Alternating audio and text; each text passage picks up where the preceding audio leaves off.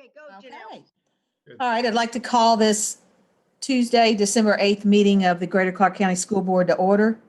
Renee, please note that all board members are present on the Zoom link. And Katie Hutchinson, would you please recite the pledge? Pledge allegiance to the flag of the United States of America and to this republic for which it stands, one nation under God, indivisible, with liberty and justice for all. Thank you, Ms. Hutchinson. Our first item is approval of the agenda. Board, may I have a motion? Move to approve the agenda. Second. I forgot what this was like. I think Dr. Clayton, made the motion and Mr. Buckwalter seconded that.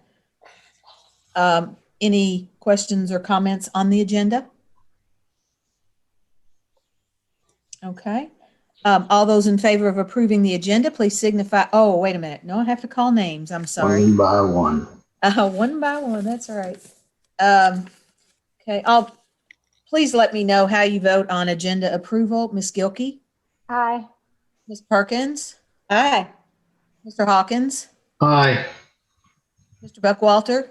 Aye. Dr. Clayton? Aye. Ms. Hutchinson? Aye.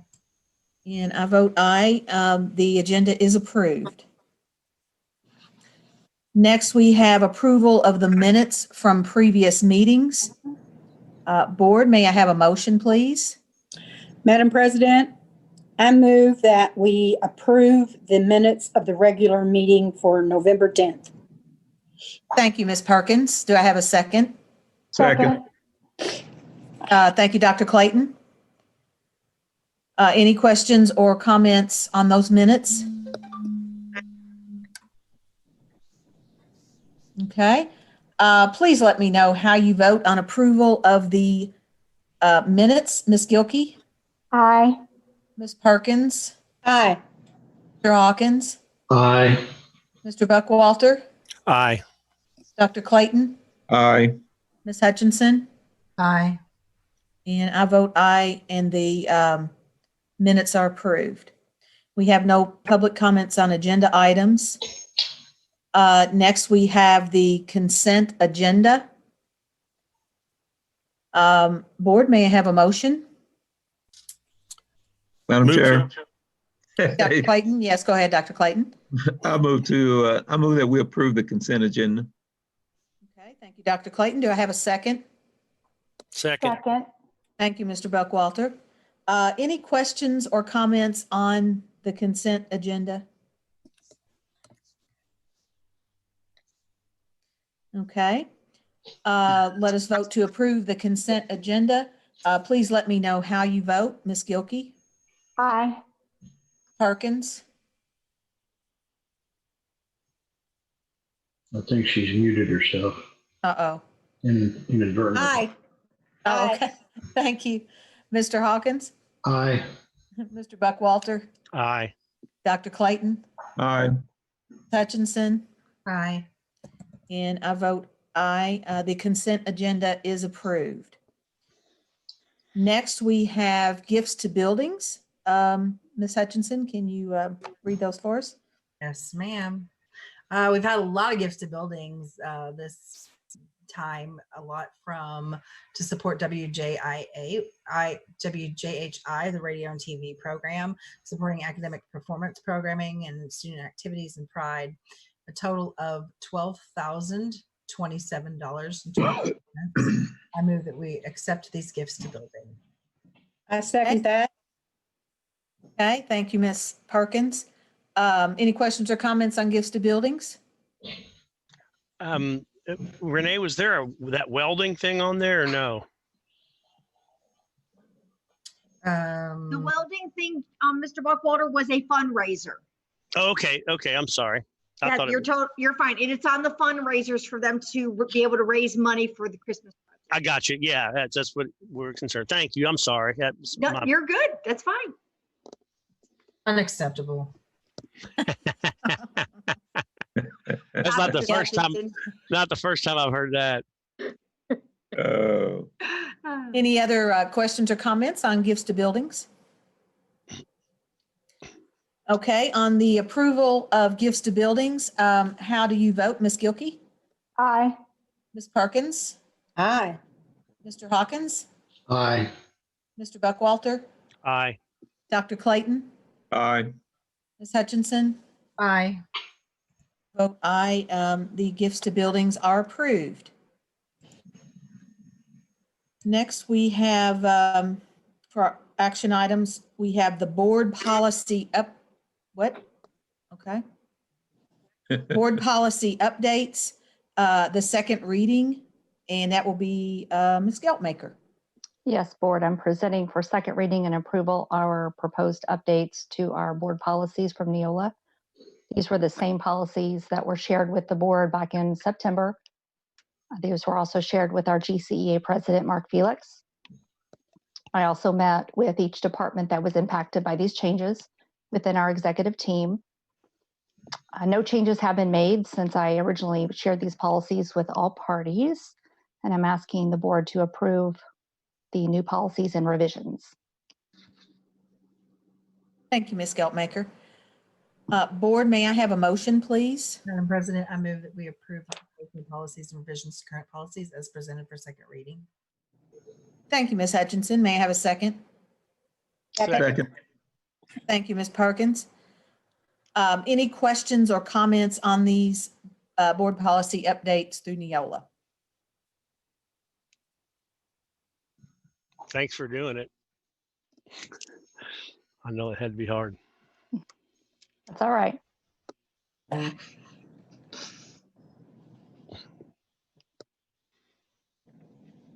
Okay, on the approval of the board policy updates, how do you vote, Ms. Gilkey? Aye. Ms. Perkins? Aye. Mr. Hawkins? Aye. Mr. Buckwalter? Aye. Dr. Clayton? Aye. Ms. Hutchinson? Aye. And I vote aye. The board policy updates are approved. Next, we have the appropriation of the Teacher Appreciation Grant. All right, Board, each year about the same time, we receive the Teacher Appreciation Grant funds from the state. This year, we received an increase of $12,096.53 for a total of $385,765.69. These are distributed per our board policy to both highly effective and effective teachers. So this year we had 321 highly effective teachers who will each receive $636.25. We had 274 effective teachers who each will receive $509. We're asking for approval to appropriate this money from the performance award funds to the appropriate funds in elementary, middle, and high. I did share this information as is required with our GCEA president, Mark Felix, and the teachers will see these performance funds on their pay for December 18th. Thank you. Board, may I have a motion, please? Madam Chair, I move to approve the appropriation of teacher appreciation grants. Thank you, Dr. Clayton. May I have a second? Second. Yep. Thank you, Ms. Gilkey. Any questions or comments on the Teacher Appreciation Grant? Wish it was more. That's true. Okay.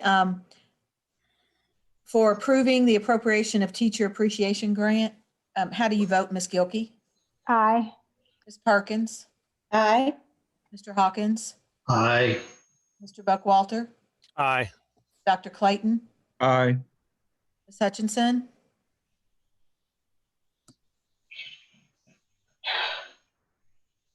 Ms. Hutchinson? Aye. Can you not Oh. hear? No, sorry. No, I didn't. I'm sorry. Aye. And I vote aye. So the appropriation of Teacher Appreciation Grant is approved. Next, we have the petition to vacate a street. And I think Mr. Loeffler is going to I tell us. got that one. Yep. Good evening, board. Like to recommend that the board approve the filing of the petition to vacate a street, Basham Drive. This would be filed with the city of Charlestown. It's the street right behind Charlestown High School. Runs parallel to the creek there behind Charlestown High School. It wouldn't be the whole street, it'd just be to the Legion parking lot from the stop sign. We now own all that property. If the city allows us to vacate this street, we would like to turn that into, a practice field, soccer field, maybe somewhere down the line, a soccer stadium, so the soccer team has their own field. So this is the first step in taking this to the city. And then there's some more procedural things that the city will have to follow in terms of notifying the homeowners that live right there adjacent or close to that street. It would not stop access to the Legion there. There's still another road that feeds into that back area. So there's still, access back in there. It would just open up that space for us to use as a school district. So I would ask the board to approve this recommendation. Thank you, Mr. Loeffner. Board, may I have a motion, please? Madam President, I recommend approval of the filing of a petition to vacate a street, Basham Drive, with the city of Charlestown. Thank you, Ms. Perkins. May I have a second? Second. Thank you, Mr. Buckwalter. Any questions or comments about this item? I do have one question. If we talk to, I realize you have to go through the process with the city and there's a lot of paperwork that goes along with that. If we reached out to those, the Legion and the homeowners along that street to see if where they're at on that? We have not talked to specifically to them. We've talked to the mayor, we've talked to the city manager, we've talked to a couple of council members. There aren't many properties right there in that area. Actually, one of the property owners actually works for us and coaches a cross country team there at Charlestown High School. Okay. And then you have the Legion. So right. I think April's looked at it. So the Legion is the only property that is adjacent to that drive. But the city will actually take care of sending out the notices to the homeowners that are in that area. And that's part of that fee. The administration fee is $200 to apply to send the petition to the city for approval. And then there's additional public notice publication fees, which we were not able to specify in this because the city takes care of publishing those publication notices to the homeowners. Okay. But the Legion is the only one that actually sits adjacent to that drive. Yeah. And I think we purchased that property as a district probably 4 years ago, would be my guess. Yes. I realize he's going to do what they have to do, which will take care of any of the concerns that I probably have. But the one concern I did have, you got looks like about 40 to 60 parking places for the Legion. That's going to force all that traffic in front of those houses. And it also makes it a dead end street where, of course, we all know that most of the folks at the Legion, unfortunately, are in the situation that some of us in the board are. And sometimes they might have to have an emergency vehicle come back in there, to help them out. But as long as the city looks at that, which they will, then it is what it is. So. Yeah.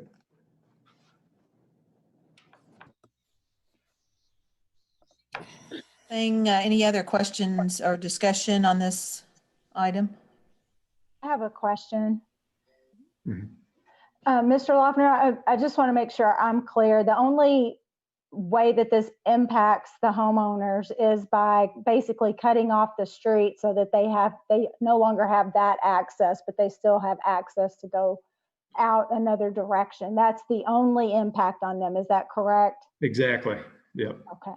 I just wanted to make sure I understood properly. Thank you. Yep.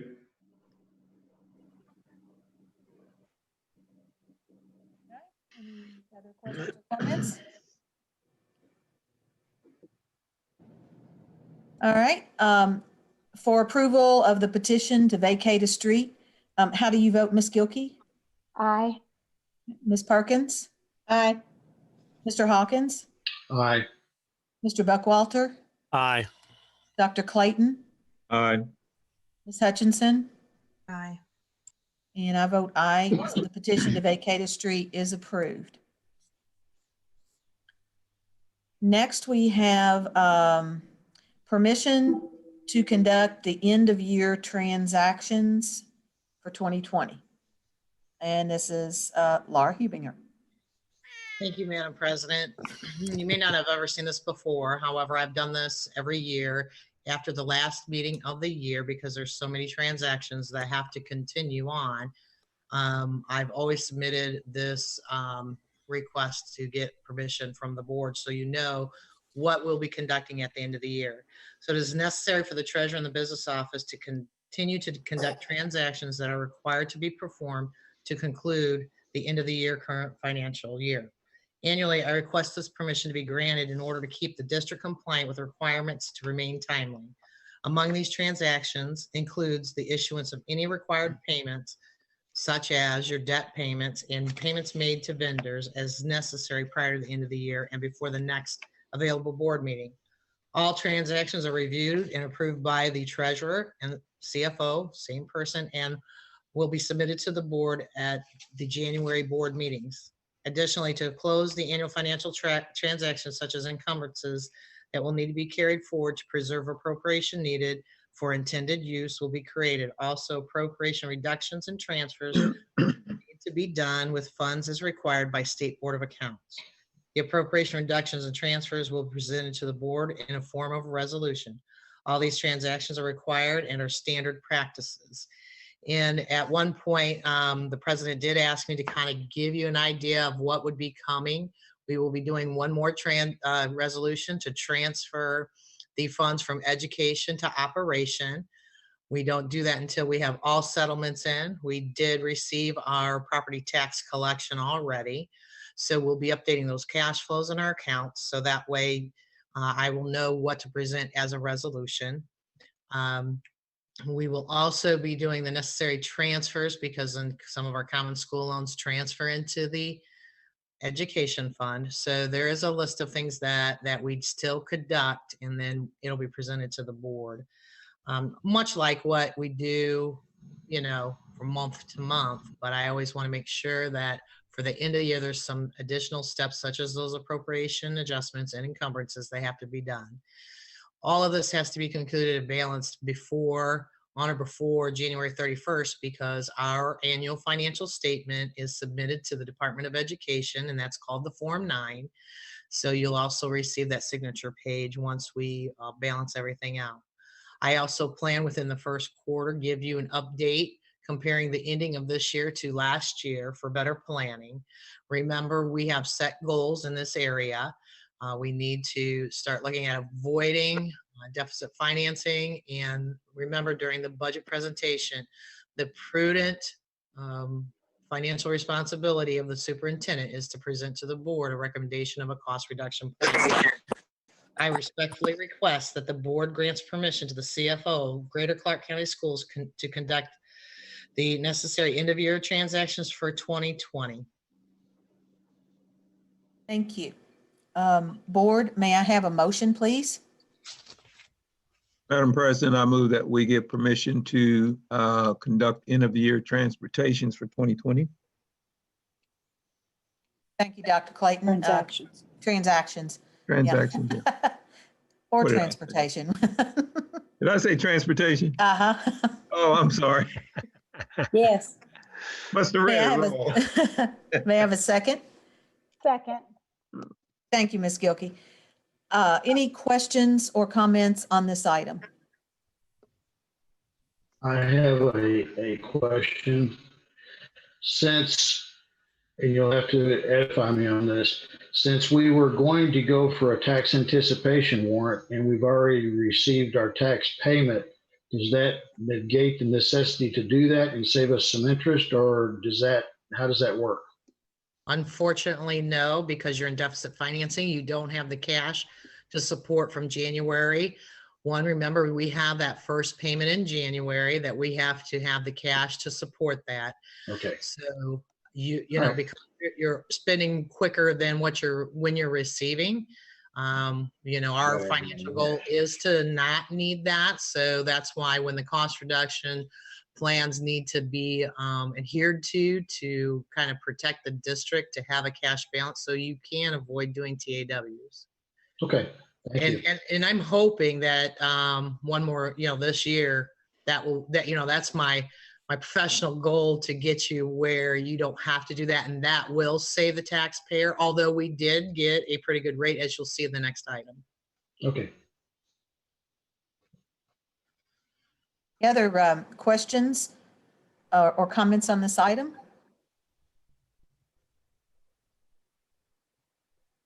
Okay. For approval of permission to conduct end-of-year transaction for 2020, how do you vote, Ms. Gilkey? Aye.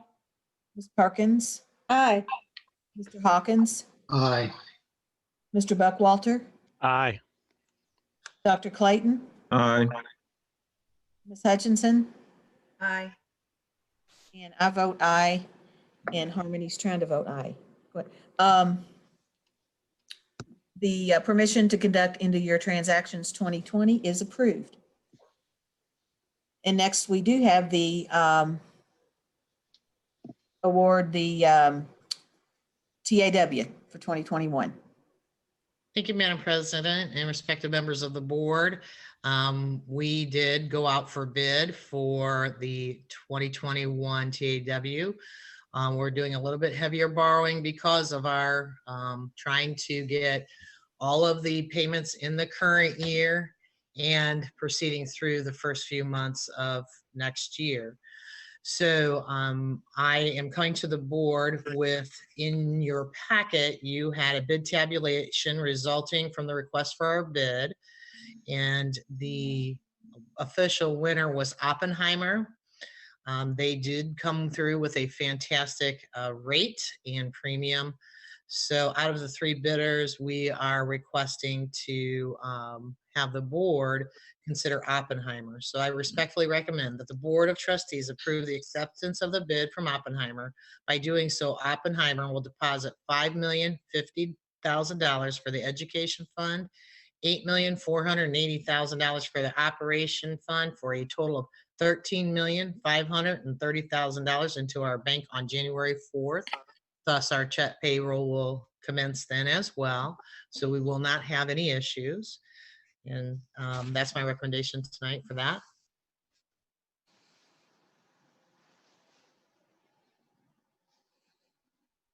Board, may I have a motion, please?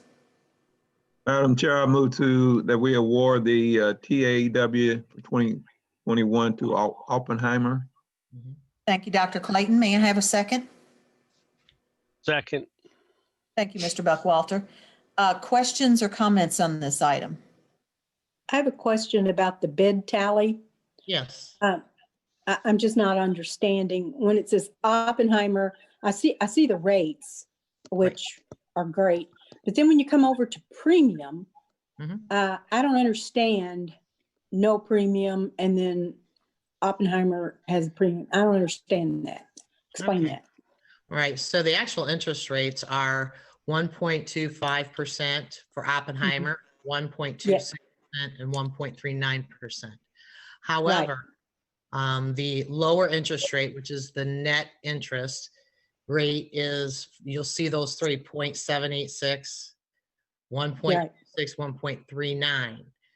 Right. We will get an extra $62,000 to help with our cash flow, but we only pay back the principal of $13,530,000.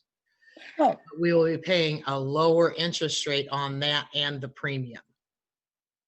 So in essence, the First Internet Bank and Centier Bank, we would be paying 1.26% or 1.39% on $15,530,000. Otherwise, when we accept the Oppenheimer, we will be getting $13,530,000 plus $62,816 in premium, and the lower interest rate of 0.786 will be paid on those two items, but the principal that we only pay back is 13,530,000. So you'll be paying interest, a lower interest rate on a higher amount, but only paying back the lower principal. I know Thank you. it sounds confusing. No, and- that cleared it up. I got it. Okay. Okay. Yeah, it's a fantastic rate, and we get a premium that helps us with cash flows in any way, but you're paying lesser principal, but the interest rate is calculated on those two amounts. Okay. Thank you, Laura. That also happens with your bond issuances as well. And that's very vital because of always cash flow. You want to make sure that you always try to come in at budget or under on any of your projects. That will leave you at the end an opportunity to go back and get things that maybe you couldn't get before. Maybe you only wanted a smaller budget, and these premiums do help in that area. We did get those bids back, and I will be reporting those to the board because we'll be closing in a couple weeks. So I'll let you know that good information. We're very fortunate to get what we were able to get based on our bond rating. So I'm very happy, pleased with that. But I'll make sure you all know about it once we close and get all those finalized. Great. These rates lock for the entire term of the bond, is that correct? Yes. This one I know is short, but the other ones, as you were referring to? Yes, sir. Yes, sir. Okay, thank you. All right, just so the public knows. Any other questions? All right, for approval of to award the TAW for 2021, how do you vote, Ms. Gilkey? Aye. Ms. Perkins? Aye. Mr. Hawkins? Aye. Mr. Buckwalter? Aye. Dr. Clayton? Aye. Ms. Hutchinson? Aye. Okay. This item is approved. Thank you, board. Thank you. Okay, next is the mass countermeasure dispensing site agreements. Dr. Schenk? Yeah, good evening, board. Evening. We've had this agreement for many, many years. Clark County Health Department officials reached out to me about a couple weeks ago and asked if we could revise these with our new superintendent and new board members. The timing of this, I think, probably leads many to believe that it has some connections directly to COVID-19. And actually, that would be one of the countermeasures, but they are looking at an off-site clinic location, and they have a lead. Dr. Yazel is working on that with Clark County Health Department officials. So this really doesn't pertain to COVID. This is something that we just needed to update, and the timing of this just kind of coincides with COVID-19. So what you have before you are two mass countermeasure dispensing site agreements, one for Charlestown High School and one for Jeffersonville High School. And we would recommend those agreements be approved with the Clark County Health Department. This agreement works cooperatively with Indiana Code 10-14-3-11, which states that the governor may use the services and facilities of existing officers, agencies of the state, and political subdivisions, and shall cooperate with extended service and facilities to govern as the governor may request. So what you have, I would recommend, it's been reviewed by Mrs. Gelmaker, and you would be authorizing upon approval the president and secretary of the board to execute those agreements. Thank you, Dr. Schenk. Board, may I have a motion, please? Move to approve the mass countermeasure dispensing site agreements for Jeff High School and Charleston High School with the Clark County Health Department, please. Second. Thank you. Thank you, Mr. Buckwalter, and thank you, Dr. Clayton.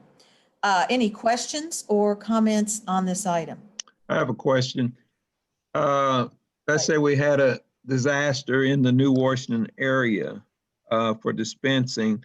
It seems like that something should, I thought, well, let me look at it like this.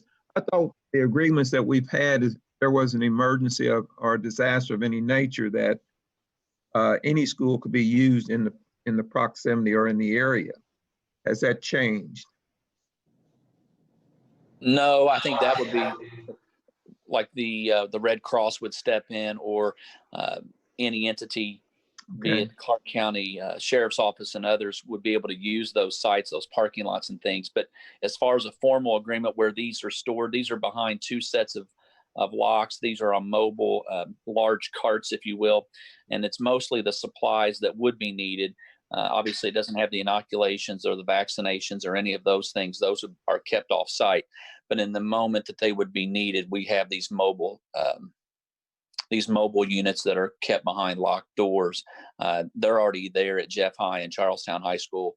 We've kept those. Those are agreements that we just wanted to have updated with new board members and new administration. But to your question, Dr. Clayton, yes, if they wanted to use any of our facilities in the state of an emergency, state statute allows that to happen with public sites. Okay, so this is just something for existing usage that we've had, correct? That's correct. Okay. I was just surprised that with the distance between the different towns that New Washington would not have been included or have, that same accessibility. That's all question I had. Any other questions or comments on this item? Dr. Shank, I have a question. Would it be feasible for the Clark County Health Department to stock New Washington High School with the same, not the same volume, because obviously we have a smaller population in that area, but we could conceivably serve parts of Southwest Jefferson County if we needed to, if there were an emergency? Would that be a configuration that they might consider, or to speak to Dr. Clayton's concerns and mine also? Yeah, I think it's worth noting, and it's worth making a reference check to them and find out if that is something. If they have another site, you mentioned Southwestern Jefferson. If Jefferson County Health Department has a site, that's working in conjunction with Clark County Health Department. But I can ask that question and see if there's available mobile units that they would want to stock and store at New Washington. I can follow back up with you all on that. Given that we don't use as much space in that school as some of the other schools are using, it seemed like it'd be a possibility, but that's just a thought. Sure. Thank you, Bill. And we also allow them, they have an emergency trailer that we also keep behind lock and key. So and that's just a large enclosed trailer. We keep that for them. And that's something that we continue to do as well. And that emergency trailer is essentially something that they probably would mobilize at any given point in time, for example, to a New Wash area. It might take care of the whole problem. I was thinking along the same lines Dr. Clayton was. Let me follow up and make a couple of phone calls to them. Janet Dark is who I'm working with the Clark County Health Department, and I can get an answer to you all. And if it's something that doesn't sound like the board would be against that at all, and it may be something we just bring an additional MOU that would include New Washington's campus. Thank you,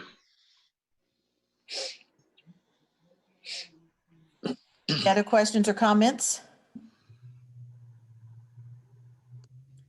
Okay, as for approval of the mass countermeasure dispensing site agreements, how do you vote, Ms. Gilkey? Aye. Ms. Perkins? Aye. Mr. Hawkins? Aye. Mr. Buckwalter? Aye.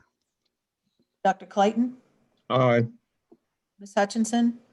Aye. And I vote aye. The mass countermeasure dispensing site agreements are approved. Next, we have the City of Charlestown and Greater Clark County School pedestrian sidewalk. Dr. Shank? Yes, board. What you have before you is a few documents, one being an interlocal agreement. This allows for any time there would be an encroachment onto one entity's property line from another entity, a municipality, you can enter into an interlocal agreement. And that's what you have before you. I was approached some time ago, about a month ago, by Mr. Tubby Purcell, who's the street department commissioner for the city of Charlestown. And he and I visited the site at Charlestown Middle School, and he showed me the existing sidewalk, which actually ends what would be to the north and east of the campus there at Charlestown Middle School. And then it picks back up. at a neighborhood which would be farther down to the south and west. They would like to connect those two, and it will essentially run along the southernmost property line of Charlestown Middle School. They've only asked for us two things. One, if we would pay for the raw material, meaning the gravel for the surface once they dig out the 5-foot wide sidewalk, and then for the concrete. They will do all the labor, and they will then at that point in time maintain for all future that sidewalk. But it is going to require them to come and encroach onto the southernmost property line by about 10 feet at the most. So we've taken an interlocal agreement, and then Mrs. Geltmaker has proofed that and made some revisions to that, and then also provided a resolution for both the City of Charlestown's council and the board. And I would ask that you approve that this evening. They will be doing that work yet this late fall, early December. As long as it's about 35 and rising, they're able to pour concrete, and that's something that probably would be able to pour out in a day's time. Thank you. Board, may I have a motion, please? Go ahead. Madam President, I move that we approve the interlocal agreement with Greater Clark County Schools and the City of Charlestown for the pedestrian sidewalk. Thank you, Ms. Hutchinson. May I have a second? Second. Thank you, Mr. Hawkins.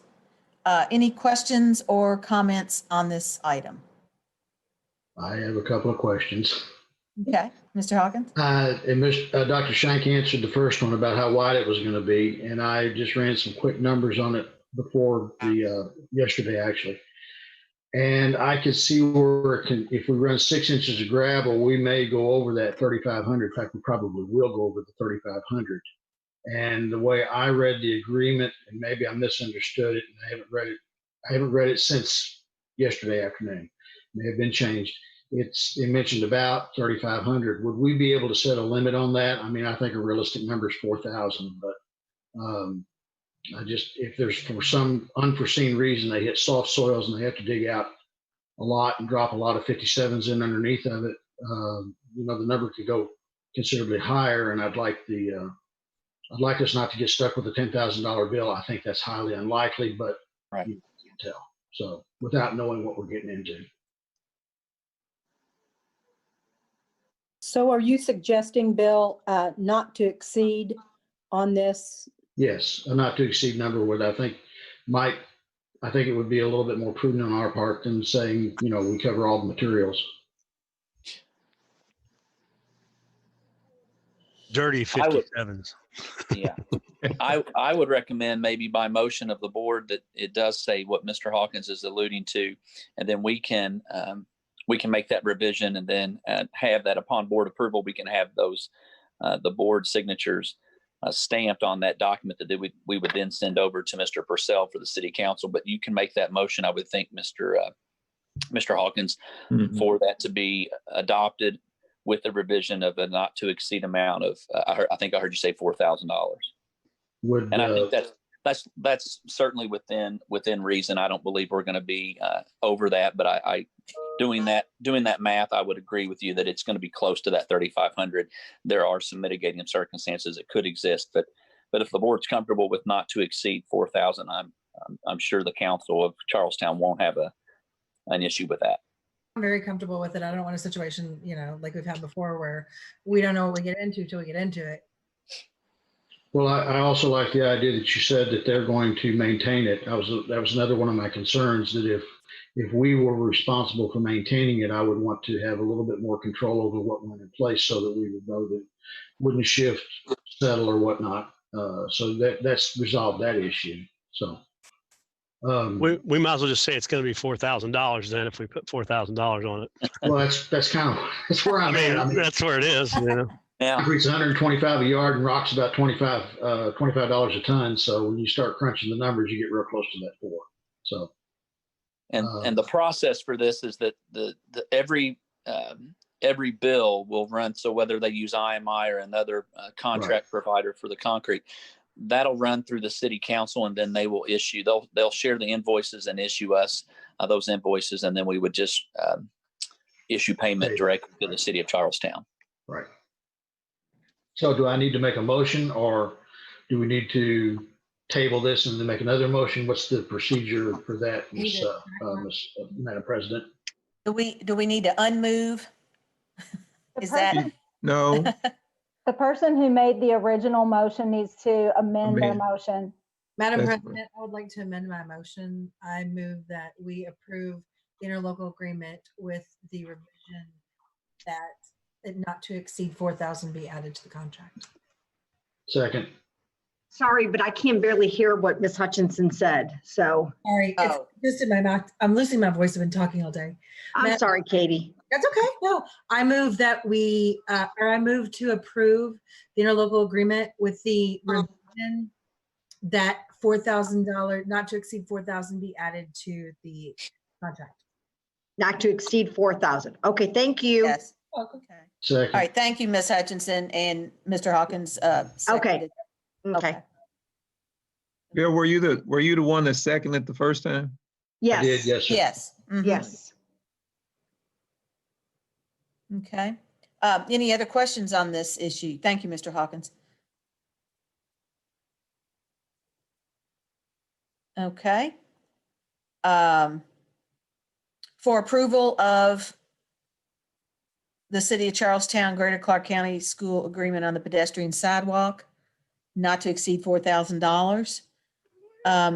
How do you vote, Ms. Gilkey? Aye. Okay. Ms. Parkins? Aye. Mr. Hawkins? Aye. Mr. Buckwalter? Aye. Dr. Clayton? Aye. Ms. Hutchinson? Aye. And I vote aye. This item is approved. Thank you, board. Thank you. Next, we have the student teaching with Taylor University. Yes. Dr. Hartledge? Yes, good evening, board. This is a privilege. We continue to have more and more universities who reach out to us to place student teachers in our district.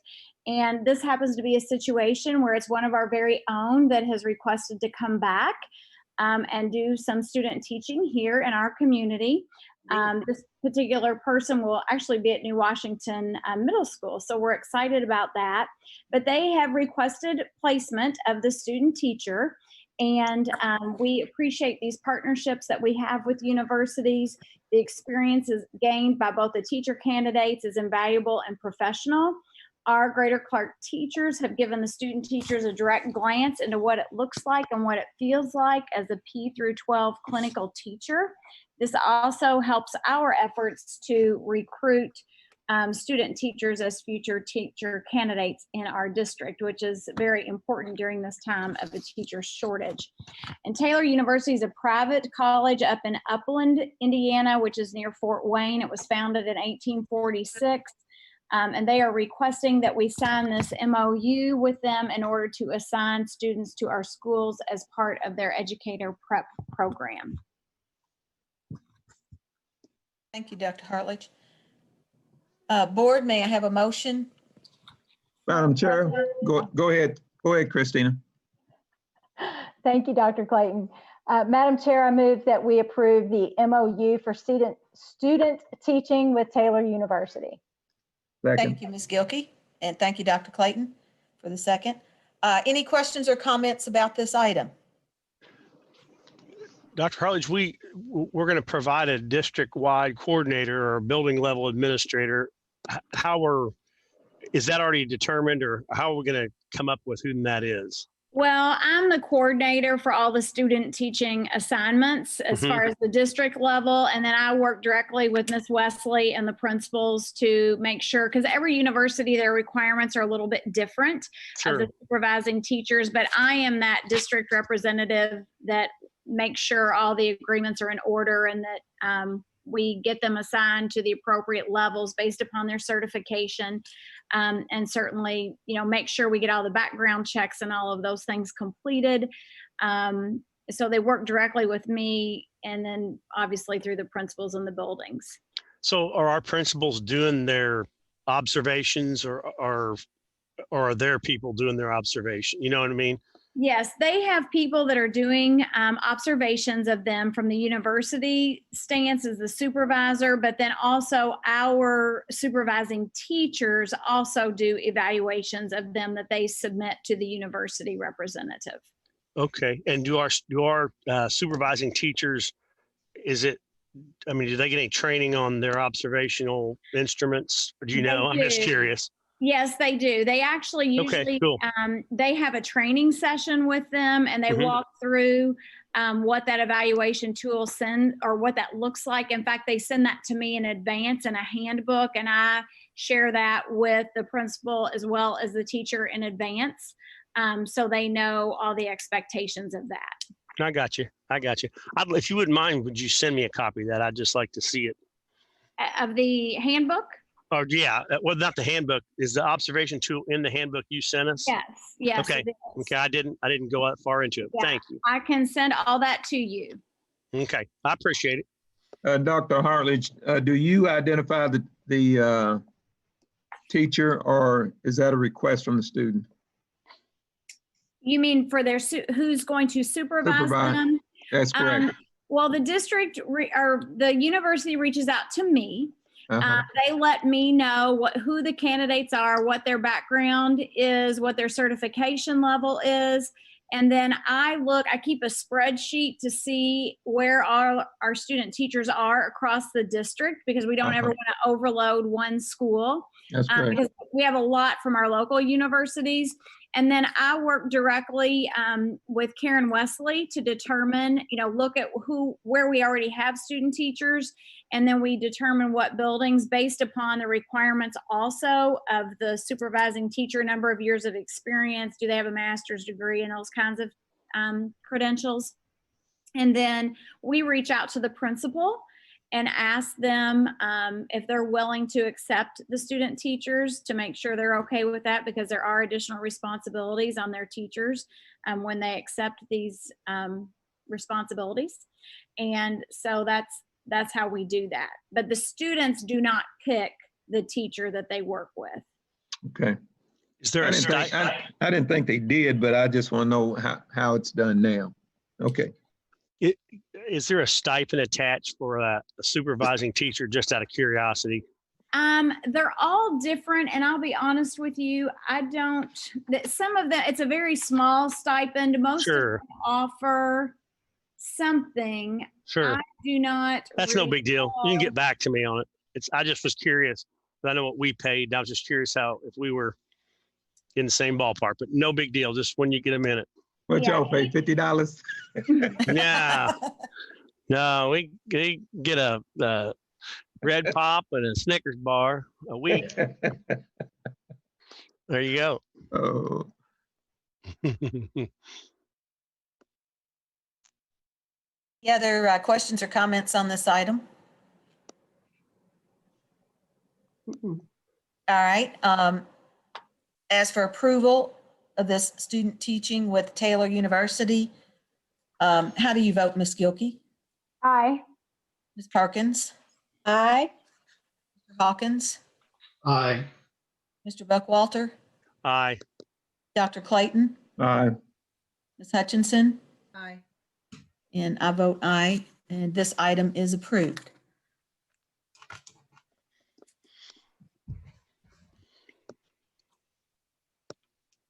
Okay, the next item is resolution of the Board of School Trustees of the Greater Clark County School Corporation for censure of School Board Trustee William Hawkins.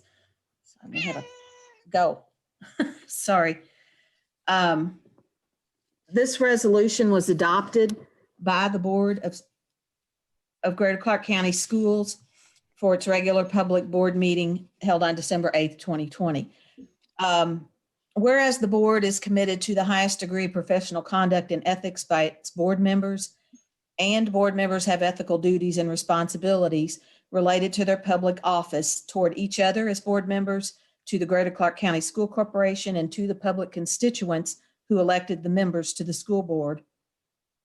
And the Greater Clark County School Corporation has promulgated its policy on board member ethics in board policy. Board Bylaw 0143 states that individual members of the board do not possess the powers that reside in the school board. Board members may not act independently as individuals on official matters. They may only act as on board-related decisions as a group during official meetings. Board Bylaw 0144.2 states that a school board member should honor the high responsibility which his or her membership demands by representing at all times the entire school community, and should maintain desirable relations with the superintendent of schools and his or her staff, and should respect his or her relationships with other members of the board by respecting the opinion of others and graciously conforming to the principle of majority rule, and a school board member should meet his or her responsibilities to his or her community by refusing to discuss confidential business of the board in his or her home, on the street, or in his or her office, and by insisting that all school board transactions be on an open, ethical, and above board basis. Whereas board member William Hawkins has been acting in violation of the above bylaws, on or about August 17th, 2020, Mr. Hawkins shared a contract for a project with an attorney without first informing the Board of School Trustees. Mr. Hawkins did not obtain consent from neither the board nor the company who prepared the contract to share the contract with outside counsel. Individual members of the board do not possess the powers that reside in the school board. Mr. Hawkins acted independently as an individual on an official matter and failed to meet his responsibilities to his community by discussing confidential business of the board with an attorney. Mr. Hawkins also failed to meet his responsibilities to his community by failing to be open, ethical, and above board. On or about October 27th, 2020, the board voted to approve the contract mentioned in above. Mr. Hawkins voted against the contract for the project. During this board meeting, Mr. Hawkins failed to maintain desirable relations with the superintendent and his staff when he made disrespectful comments to district administration, attacking their intelligence and competence. More specifically, at this meeting, that is found in minutes 53 to 1 hour and 6 minutes, which is more specific time during that meeting. Despite the board's approval of the contract on October 27, 2020, Mr. Hawkins contacted the DLGF via email on or about November 24th to ask the DLGF to grant the petition for review of proposed control project that was filed by a community member. Mr. Hawkins did not discuss this communication with the board and acted independently as an individual on an official matter, failing to graciously conform to the principal majority rule, going against a board-approved project and contract, and to meet his responsibilities to his community by failing to be open, ethical, and above board. On or about December 1st, 2020, Mr. Hawkins shared a confidential internal email from Superintendent Mark Loeffner with a community member, which was violating his responsibilities to the community by discussing and sharing confidential business with a community member.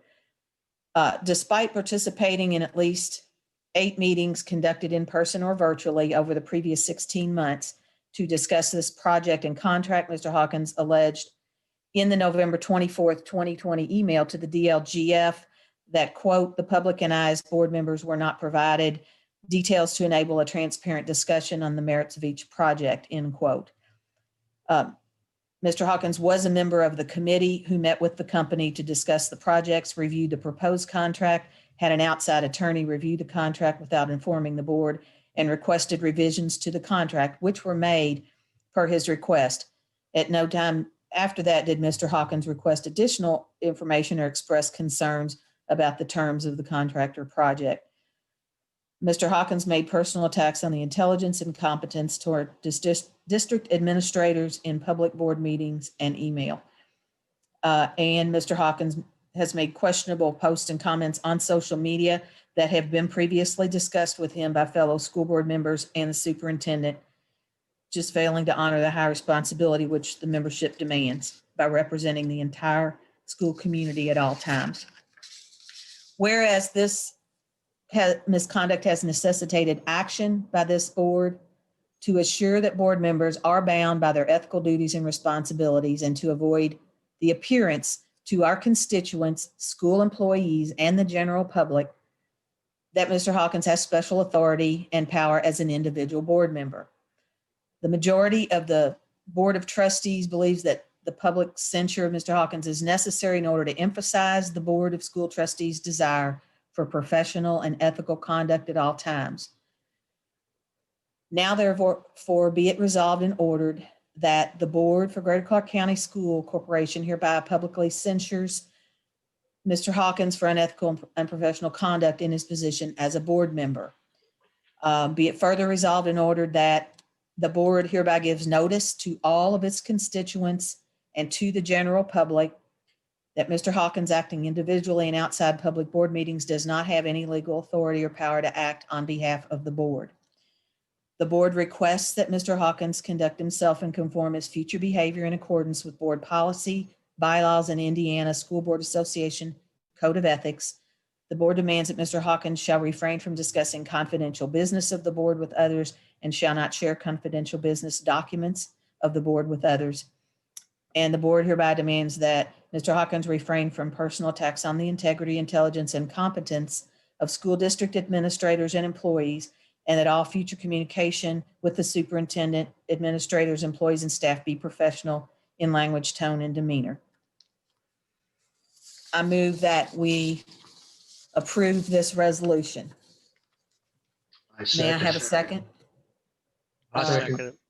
Okay, thank you, Mr. Buckwalter. Questions, comments, discussion on this item? I have some questions, if you might. Yes, Mr. Hawkins.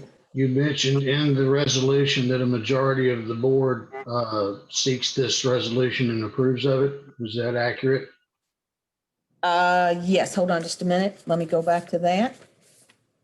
It's it's at the second, it's after the charges and the second set of. Okay, hold on just a minute here. I'm sorry. After, let's see. Yes, would you like me to reread that? No, I know what it okay. said. Yeah. I would like to know who those board members that supported it were. I think we can let me do that. clarify.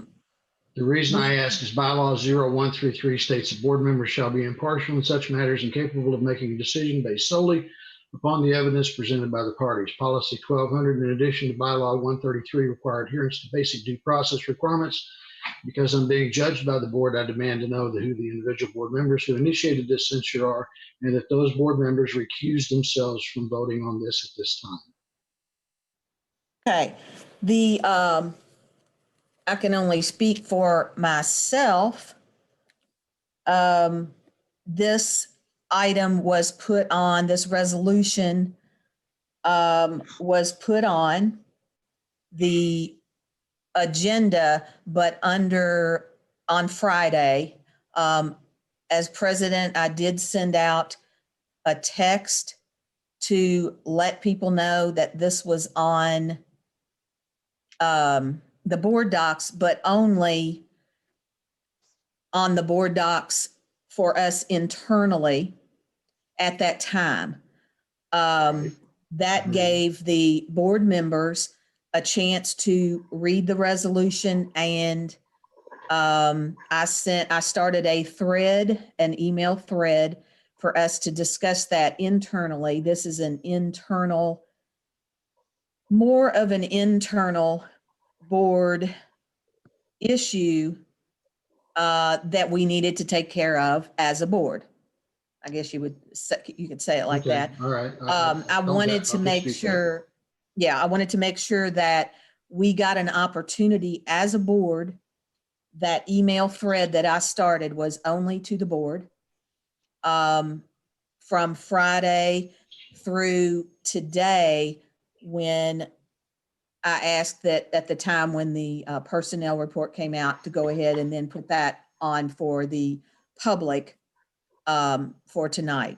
Okay, well, I guess I'm going to stand on the point that I realize this is going to go on and go through, but I am protesting on the point that board members that have stood behind this and helped develop it and draft it and put it into place, listed by the language in the resolution that says the majority of the board has done this, are therefore in violation of policies whenever they are voting in the judgment issue in this case. So I can let that go at that, but that's. Mr. Hawkins, could you please repeat those board policies for me that you referenced? 133 states that board members shall be I'm sorry. impartial in such Oh, manners. hold as on to- just a minute. Can we just let Mr. Hawkins have the floor just for a second, please? Oh, okay. Yeah. go ahead, Bylaw Mr. 133 says board members are to be impartial. Policy 1200, and in addition to policy 133, require adherence to basic due process. Okay, Yes. board, I'm sorry, go ahead. That's it. That's where I was at. Okay. Board policy 1200 is actually referencing our employee administrators. Correct. Okay. So that would not be applicable to our board members. That's for our principals and other administrators within the corporation that are employees. Given that I've been accused of offending or impugning the intelligence and competence of administration, that's why I reached out to that policy number. One of the reasons we could not have an executive session is that one of the things for executive session is personnel, but we as board members are not personnel. We are also not employees. Okay. And now, as far as creating this document, we are a board. In order to, I guess you would say, deal with our own internal issues, someone on the board has to take care of that. And that would be right now, would be me as president. I reached out to the ISBA attorney, Lisa Tanzel, to ask questions without giving any board member's name, to ask questions about this issue. After, not personally so much, but in ISBA, like workshops and different things, have found her to be very non-committal. She is very good at saying, if you have this, if this is your issue, here are some possible ways you can handle this legally according to board policies, according to ISBA policy, code of ethics, et cetera. Okay. So I reached out and spoke to her personally in order to be able to begin this process. This actually, in a way, this is the end of a process. And then by putting this on for us internally as a board on Friday, I was hoping if there were any questions, if there were any problems, issues with it, again, like what one of the things you're mentioning, Mr. Hawkins, is another board policy that maybe we could take care of those things between Friday and today before that item went on to the public agenda. The actual resolution went on to the public agenda.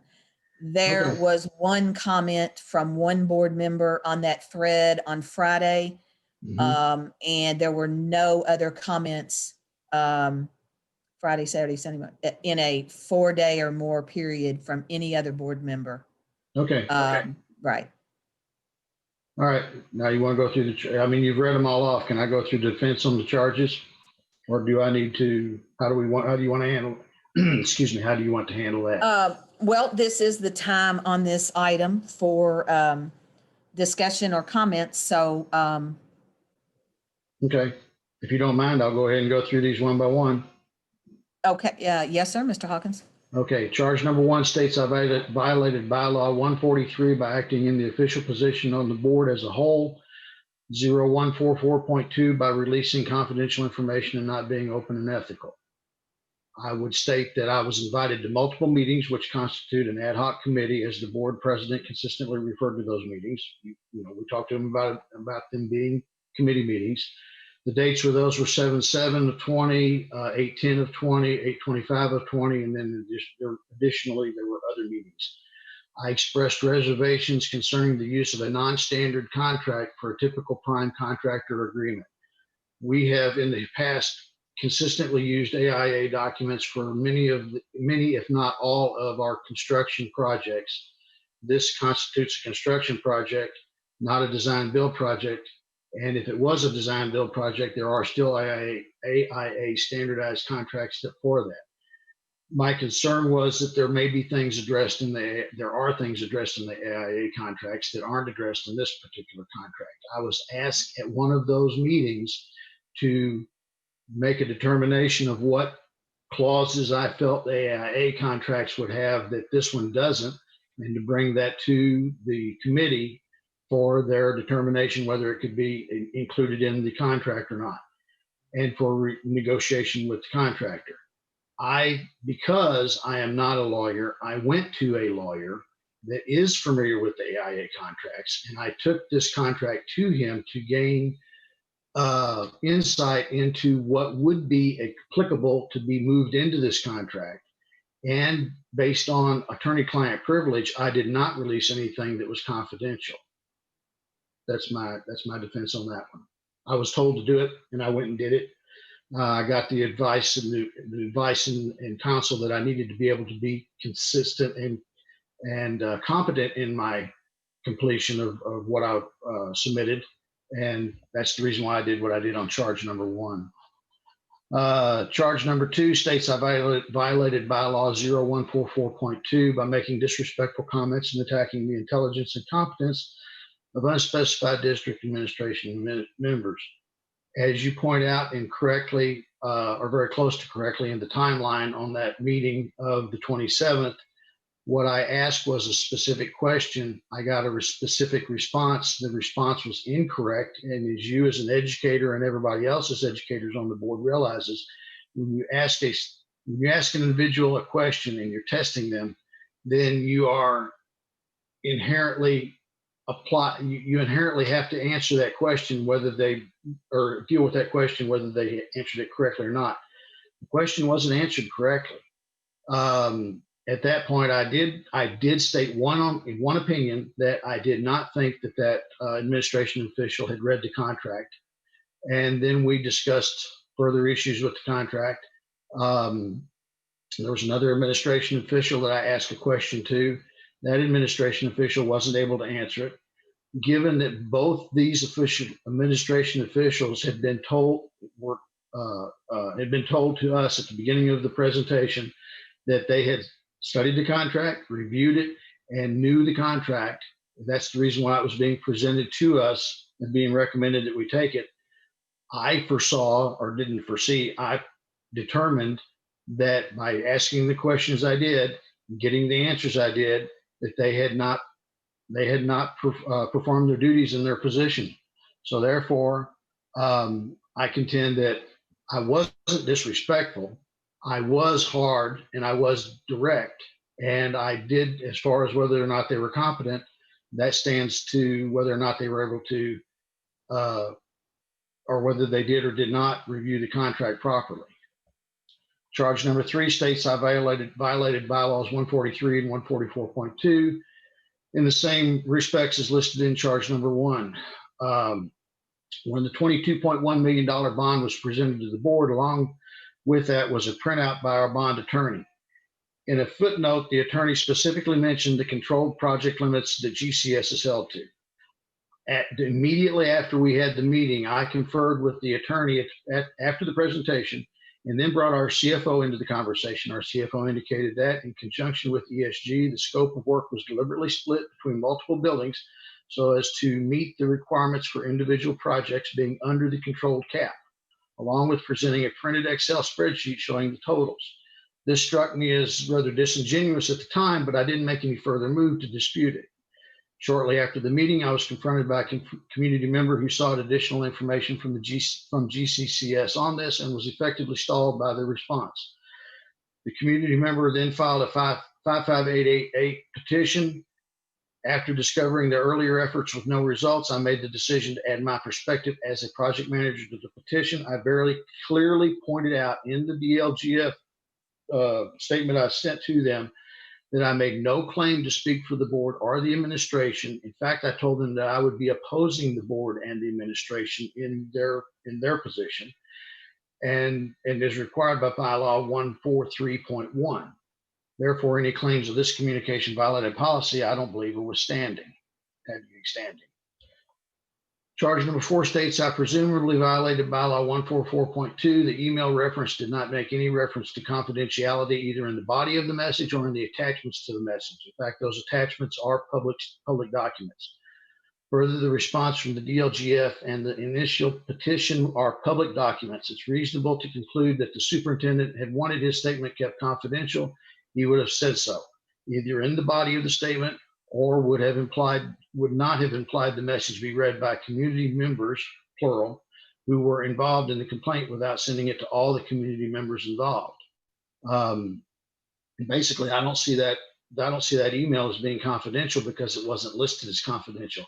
We have many confidential messages that come from the administration, and they are clearly delineated as being confidential. Charge number 5 implies a misrepresentation made which violates bylaw 144.2.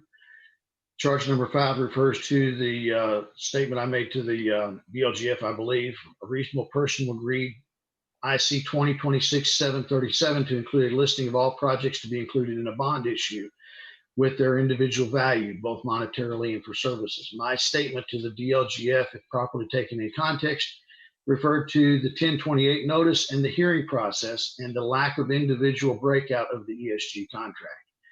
During the committee discussion, I had made no recollection of this project. It was being referred to as multiple individual projects. I can find nothing showing a division of the cost or general conditions in any of the documentation. It may be there, but I can't find it. Based on a simple reading of IC 2026-737, it's not my responsibility to ask for that information. It's the obligation of the corporation to make this information readily available. The ESG final presentation submitted to the DLGF does include an individual listing of the cost for each building. However, the apparent published copy of this presentation available on our board's docs presented on September 9th doesn't include the same breakdown that's in the document that the DLGF sent to us, stating one of the reasons why that they felt the way they did. Charge number 6 makes claims that are not dated and therefore aren't verifiable without the information. This charge violates due process by required by multiple policies and statute. I don't even deem that it needs any further defense. Charge number 7 makes the claim that my personal statements do not represent all members of the community and therefore are in violation of bylaw 144.2. This interpretation of the policy would require school board members to be denied their right to free speech as guaranteed by the United States Constitution, First Amendment, and therefore as an invalid interpretation of policy. The statement I made to the number 8, the statement I made to the DLGF are not disputable, nor did that agency contend they had no merit in and of themselves. The agency made no determination based on the late file, the late filing. The agency made a voluntary opinion statement concerning the work at Charlestown High School, Jeffersonville High School, and Utica Elementary School, but they pointedly did not make any statement on the ESG contract other than it's exempt from consideration as a controlled project due to IC 36-1-12.5.5. My constituent's central point of the GCS using a loophole to transfer operations costs from the taxpayer is a correct observation. What we're doing is we're borrowing money to save money. We're going to borrow money to pay for the ESG contract. I don't dispute that we need to do the work. What I dispute is that we need to tell the public what we're doing. We're borrowing the money and then they're going to have to pay it back while we reap the savings of that.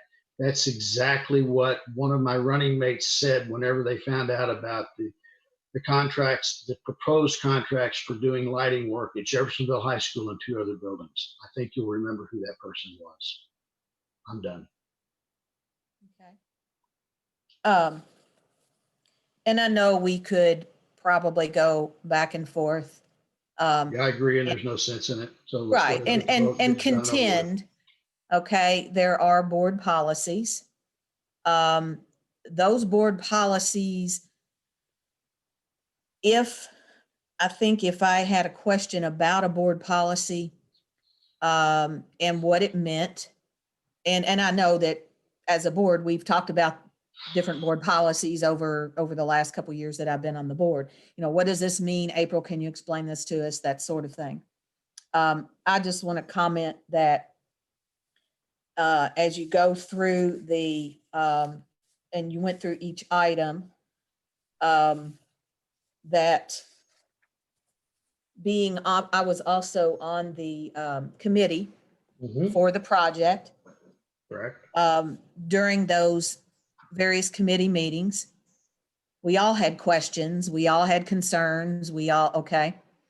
At no time when we had questions or concerns as members of that committee does let me know what problems you have with the contract. Let me know what individual problems you have with the contract. And you claim that you did that because you were told to do that. If I remember correctly, Mr. Lochner even asked me at the close of the committee meeting that he verified, will you be giving us that information? And I told him, yes, I would. No one, Well, Christina, I was hoping that no one needs to say that a board bylaw that where individual members do not speak for the board, and to take a contract that was not approved, which was basically information that belonged to Greater Clark County Schools and ESG, but was not an approved contract. I don't know how many times or how often we have to look at board policy and talk about what it means as opposed to what I want to interpret it to mean. But to take something that was a contract between Greater Clark and another company without committee members' knowledge, without school board knowledge, without that company's knowledge, my concern was that company may have been able to very easily say, you did what? And say, I'm sorry, but we're no longer interested in working with you because you've taken our private legal information to someone else. If they don't want their contract reviewed. Excuse me, Mr. Hawkins. I'm sorry, go ahead. We have a general counsel. It would have probably been more prudent based on these bylaws and this code of ethics to go and meet with our general counsel and go through the items and have our general counsel speak to ESG's attorney and then go through those items. That would have kept that. For that. Okay. Ms. Fitzpatrick, can I say a couple things? Yes, Mr. Lochner. First of all, what I recollect from the committee meetings and just going through all those meetings is, the committee members did not know that Mr. Hawkins was going to take that contract, to another lawyer. Now there were discussions about, specifically from Mr. Hawkins in regards to he would like to see another lawyer look at our major contracts just to look them over because he didn't feel like Ms. Geltmaker had enough contractual knowledge in terms of, building contracts. And the other thing I remember in regards to that contract is that, everybody in that room was surprised to hear that the contract was taken to another attorney to look at. But the other thing I do recall is that the attorney that did look at it said it was a solid contract, and that there wasn't a whole lot wrong with that contract. And that was the attorney that Mr. Hawkins chose to have a look at that. But in no way do I remember any conversation where the committee or myself said, have somebody else go look at this contract. Did we have conversations about, in the future, do we have another attorney look at future contracts? We had some of those conversations, yes. But my response to that always was, if the board agrees to that, to have another attorney look at bigger contracts in the future, that's fine with me, if we want to move that direction. But in this individual case, I don't recall that happening in terms of telling you to have another lawyer look at this contract. Now, a couple other things I want to address, in terms of the email that was shared, to a community member. I mean, that was an intra-agency email that I sent to the board. It's no different than a weekly update. It's not a public record. I would hope that board members aren't sending my Friday weekly updates out to the general public, every Friday or every weekend. So, that is a concern to me. The other thing that's probably most concerning to me, and I feel like I need to defend not just myself, but also my leadership team, because I think we have an excellent leadership team for this corporation, that is in that email. There were suggestions made in that email to the DLGF that the administration is abusing the system that was created by the DLGF and the state legislature in regards to controlled projects. And that's just not true. It's not factual at all. There were suggestions made in that email that, we weren't being transparent as a district or as an administrative team, or we weren't providing enough information. And I want to remind the board that, I know Janelle said 8 meetings, but it was actually more than 8 meetings. It was over 20 meetings that we've had over the last year and a half, when you take into account work sessions, retreats, facility committee meetings, and regular board meetings, and over 40 hours of meeting time where we discussed these projects. We had presentations given by ESG. We had presentations given by potential other vendors, also design criterion on the design criterion project. So it's concerning to me, and I almost feel like myself and the administrative team, our integrity was brought into question from the standpoint that we're being accused of not being transparent, not providing enough information, abusing the system, when in fact, I think we've been more transparent than what most government entities are throughout this state. I feel like, I'm not sure there's much more we can do, and I feel like every person on that committee and every board member had every opportunity to ask any kind of question they wanted to ask in regards to the ESG contract or the other projects that we've done, and so, I feel like, I need to defend not only myself, but also my administrative team, that we're making every effort to do things above board, and as transparent as possible, and provide as much information as possible. So what was in that email sent to the DLGF was a little concerning in terms of some of the things that were said. And I'll just leave it at that and turn it back over to you, Ms. Fitzpatrick. Madam President. Yes, Dr. Clayton. Yes. So that we won't belabor this point, we could talk probably all night, but as a leaving board member, I think there's things that I know Bill's is very conscientious and wants to do a great job. But as a member of the agenda setting person, President did call me and say there was an issue. Now, this is something that's going to be added to the agenda that wasn't previously there. So it was right. Now, I didn't get a whole detail. Tonight, I heard a whole lot. Problem that I have is that everyone uses the word transparency. That's a two-way street. As a board member, I expect to know what other board members are doing. That's transparency. As a community, if they're watching in, we have to be transparent to them. So when we say we're not being, I have to agree with the superintendent that we give out a lot of information, but in order to be transparent, somebody's got to look in and look through what we're doing. Just to say that we're not, just because, and I did approach an individual, did you not listen at the last meeting? Doesn't regard what you did, but he said, no, I'm sorry, I haven't been watching the meeting.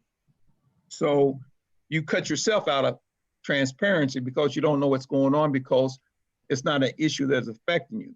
So my concern, what I heard tonight, I would not recuse myself from voting, but what I heard tonight is that when I have had a problem or an issue, I would call you, I'd call different board members that I get hold to, and I even talk to Mark and say, hey, this is how I feel and this is how I'm going to vote. Nothing personal. We're not going to win every vote. We're not going to be on every winning vote. So what I look at is that what has been said tonight is that, and this is for new board members, we're only official on Tuesday night. We voted that the president speaks on behalf of the board. We had another board member who was not censured, but told, hey, you were speaking as though you were speaking for the board. So that made people realize that when they're speaking, they have to say, this is my personal thing. I've never had that opportunity, or I never would take that opportunity to speak on behalf of the board, because there's 6 members, there's 7 members, and there's 7 people that vote. So my concern is that whatever was done, I didn't know about it, that violated what we signed. So we need for the new board members not to be going hog wild out there and getting on a rampage. What we need to understand is that some years back, Greater Clark School Board was looked at a laughing stock because they just fired superintendent. They just be acting crazy.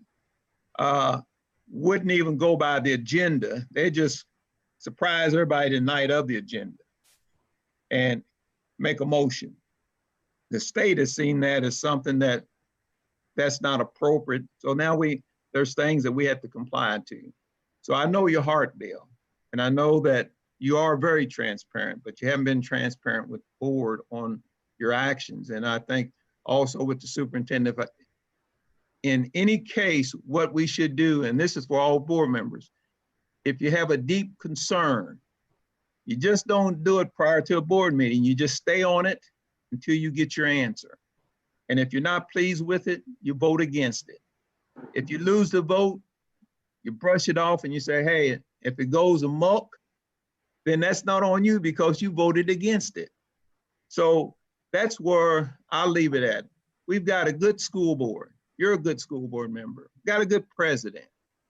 So when people say that because they don't like what was done, and I'll give you this, I heard people say, well, Clayton, I didn't like the fact that you voted to close Spring Hill or Maple. I tell them, I've been waiting 20 years to get those kids whatever everybody else has had. Now, was that wrong? No, you're elected for the whole community, not just for 100 people or 20 people. They vote you in to make the decision. If they don't want you, they do you like they did me, but I don't take it personal because most of the people that vote don't know you. They just picking straws. Well, I'll vote for this one. So you don't take it personal. But the thing of it is you do your best for your 4 years. If they vote against you, don't worry about it. Life goes on. So I'm going to be praying for the board that you be strong and make decisions. If you win, you win. If you lose, you lose. Me and Katie lost a lot of votes. But you know what? We still surviving. We still enjoying each other. And I think what it is that I know that when you have a certain background, I'll use myself in transportation, I will challenge. That's all I can do is challenge. But if you want to go out and jump in the river, Then you jump in the river and I say, well, I try to tell you it wasn't gonna work. That's the way I do it. Because I'm here to be a legislator and not to, they don't pay enough to run the organization. We have to take what is presented to us in the best light that we can. So regardless what happens tonight, Bill, I know your heart, and your heart is in this. You spend a lot of time, and not that you're the only one, but you can tell that there is a concern. So I would say tonight to everyone is that let's go forward and let's do the best for while we've been elected, for the kids. The kids are the most important things. It's not anybody else but these kids, because they're the next generation. Those are the people that are going to be taking care of us when we get older. Hopefully when I get 250 years older, I'm able to say they did a good job. So anyway, everybody be blessed tonight. And I would say that we could talk all night, but Madam President, I move that we vote and bring it to an end. Thank you, Dr. Clayton. Is there another board member who wants to make a comment or ask a question about this item? I think it's all been said. We can beat it to death. I'd like to say something, Madam President. Yes, Ms. Perkins. Yes, I'd like to say something. I believe Bill has made some mistakes. And are mistakes that I hope he'll not make again. He, like Dr. Clayton said, I believe he's a good board member, and I believe that he knows more about contracts than I do. And I appreciate his expertise. And I hope that moving forward, we can heal and begin to build trust again. Thank you. Perkins. Okay. Well, you know, Ms. Fitzpatrick, I just want to say one more thing. That's what I look forward to also, you know, that I look forward to working with all of you. You know, we have some significant work ahead of us that's going to take a lot of thoughts, discussions, intense negotiations and discussions amongst the board. You know, and that's the work I want to focus on as we move forward, and look forward to working with all of you on that work. So. Thank you, Mr. Loeffner. As to approval of this resolution, Ms. Gilkey, how do you vote? Aye. Ms. Perkins? Aye. Mr. Hawkins? I abstain on the grounds that I'm biased. Buckwalter? Aye. Dr. Clayton? Aye. Ms. Hutchinson?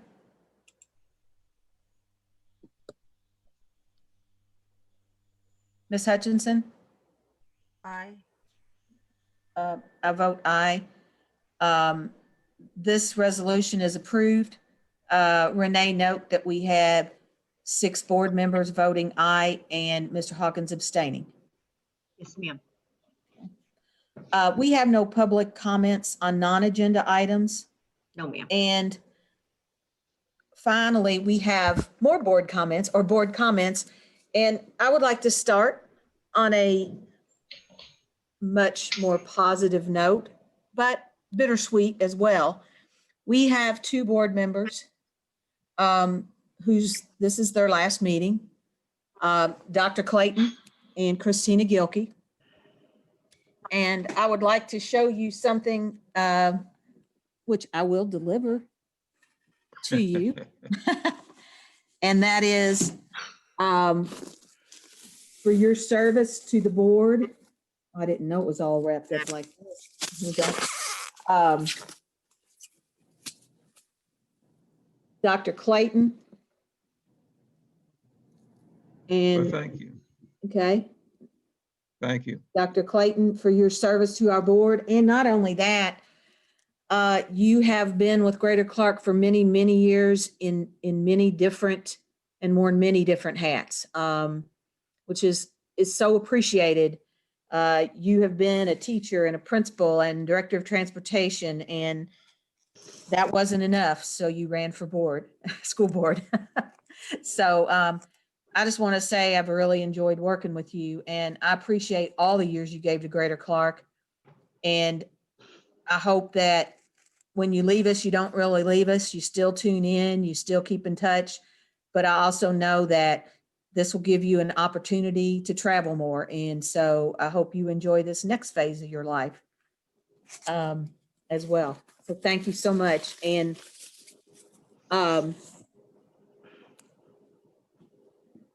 Christina Gilkey has been a board member for 12 years. And that is quite a commitment, Christina. And some days when this is only my second year, I think, how did she do it? And we thank you for your many years of service to this board. It's just quite a commitment, Christina, and I commend you for that. Thank And you very much. board comments. Ms. Gilkey, we'll start with you. You get ready to cry. Stop it. Milt, it has been an honor serving with you, sir, and I wish you the best and wherever the next road takes you. I wish all of the rest of you who are still being, seated, the best. I hope that you all can learn how to support each other, answer each other's questions, disagree respectfully and privately. And I want to thank my community, the Greater Clark community, for putting their faith in me for 12 and a half years. It's been an honor to serve, and I appreciate the opportunity. Thank you. Harkins? Well,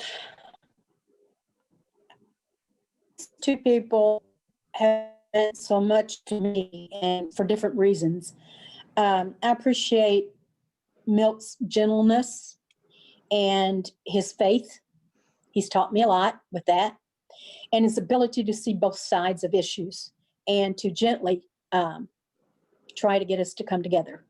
Milt, I'm going to miss you a lot, but I know you've got happy trails ahead. Thank you. And Christina has been, even though I'm old enough to be her mother, Christina has been my mentor. When I joined the board 8 years ago, I think I had her on speed dial because she was very patient with me. And I can't tell you how much I'm going to miss sitting next to you, Christina. Love you.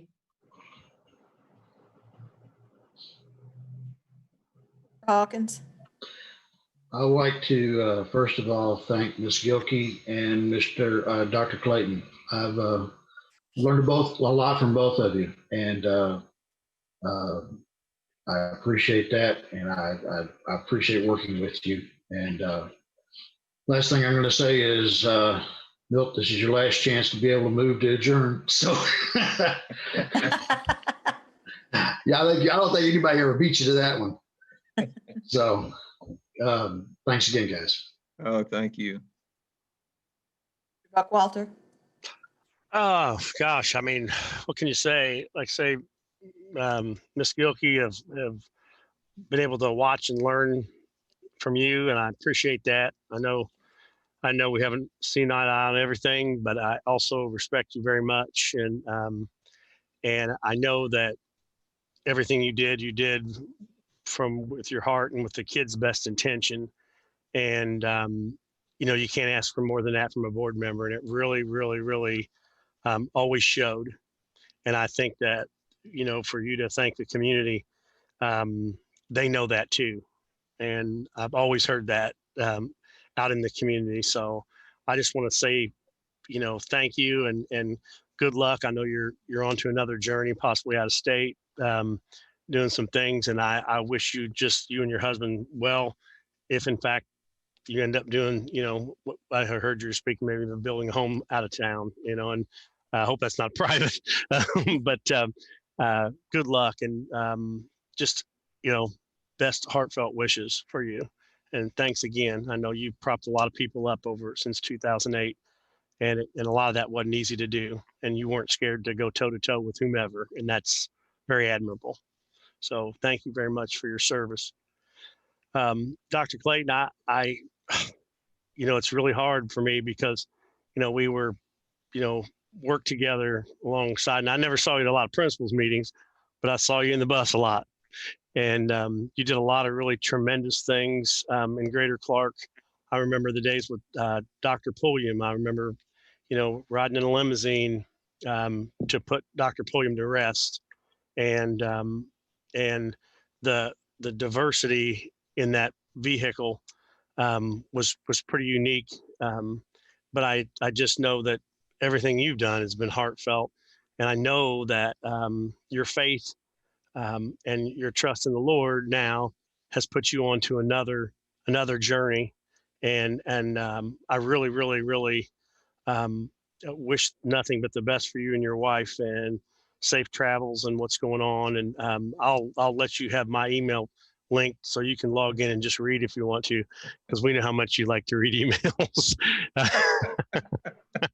I have no doubt that it'll never be touched, but nonetheless, you do stay on top of it, and you're like me. Sometimes you want to talk about it. So I love you, brother, and you take care of yourself. You take care of yourself. And again, I want to echo, that some of this tonight, there's personal and professional, and sometimes you have to put down personal feelings and look at things professionally, and as a board, we're in the middle of, really, we've had some good momentum going for a couple of years, and I really look forward to continuing that. And I finally understand when I know Christina and Teresa, and there's things that you have to just let go off your back in the community, and you hear them and you think, what, that's not that's not the whole story. But that's okay, because we're still working to do positive things. So just everybody have a great night, and we'll see you on the other side. Dr. Clayton? Well, I tell you what, Christina, I wish you the best on your journey, because I know that the work you do is so much needed. I like to say this. If you go to Ecclesiastes chapter 3, verses 1 through 8, it tells you about a time. And we all will go through those times. But when you really look at it, go to verse 14 and 15 and read that. See, when we love each other, then, the time that we spend together has meaning. Although we are a school board, we work on behalf of the students, parents, and the entire community. But there's decisions that you guys will be making in the future are going to be more rigorous, tough than what we had to make these last 4 years. It's time to get the budget intact. Laura's going to do a good job. I feel it in my heart. She's going to do a good job. She's good people. You got a superintendent that goes over and beyond. The people is concerned about the school corporation. You guys are concerned, but you're not going to always agree on everything. That's what you have to understand. You're not going to always agree, but you will agree on a lot of stuff. And I will say this again, I will be praying for you that you don't let a few distract you from what your job is. And that is to change the economics of the school corporation and get it back on track, where we had a couple of superintendents that took it off. That's what people don't know. There wasn't even transparency. Nobody told them. But everybody should know We're trying to do what is right. So Teresa, I'll be praying for your operation, that everything goes well. Bill, I'll be Thank you. praying for you and your mother and her health concerns. Buck, in your wife, Janelle, in the home that you're building. And that one that I don't see right now, Katie, that every time she travels, that the Spirit will be with her, because she does a lot of traveling. Other than that, I want to thank you for allowing me to voice my opinions and work with you. And it's been a pleasure. That's all I have to say. Before I start crying. Hutchinson? Thank you, Milt. Your faith is amazing, and I'm going to give you the best compliment ever, which is if you ever need me to fix your computer, you can still call me. Thank you. And I will come over. Thanks, guys. Everybody have a Merry Christmas. Thank you, Ms. Hutchinson. And I just want to thank the community, of course, the board members, but the community for your support, and we're going to continue to need your support as we go into a new year, as we invite a couple of new board members to come on and we get to work on the really hard stuff that we have to do for Greater Clark to thrive. So thanks for your support, and we're going to continue to need that support. Mr. Lochner? Yep. Thank you very much. And I want to say, to Mr. Hawkins, the rest of the board, even when we have issues like this, I'm still excited for where we can take this district together, and look forward to working with everybody in doing that. I'm just excited about where we're going, and while we have some things to take care of, I think we can do it, and we'll do positive things together with this district. Dr. Clayton, I remember meeting you about 16 years ago, when I became principal of Parkview. And one of the things that stood out to me was how good of a guy you were. And I always said, I hope I get to work with him, continue to work with him in the future. And I'm so glad that I was able to do that the last couple of years as superintendent. So thank you for everything you've done. Christina, we met, I guess, 12 or 13 years ago. And what stood out to me about you is your passion for kids.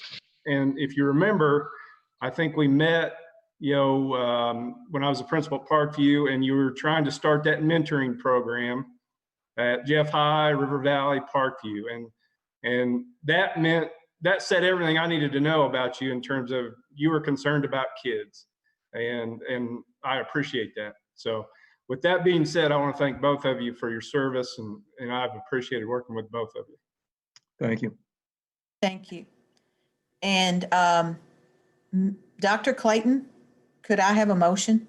Madam Chair, I move that we adjourn. Second. Thank you, Dr. Clayton. Thank you, Mr. Hawkins.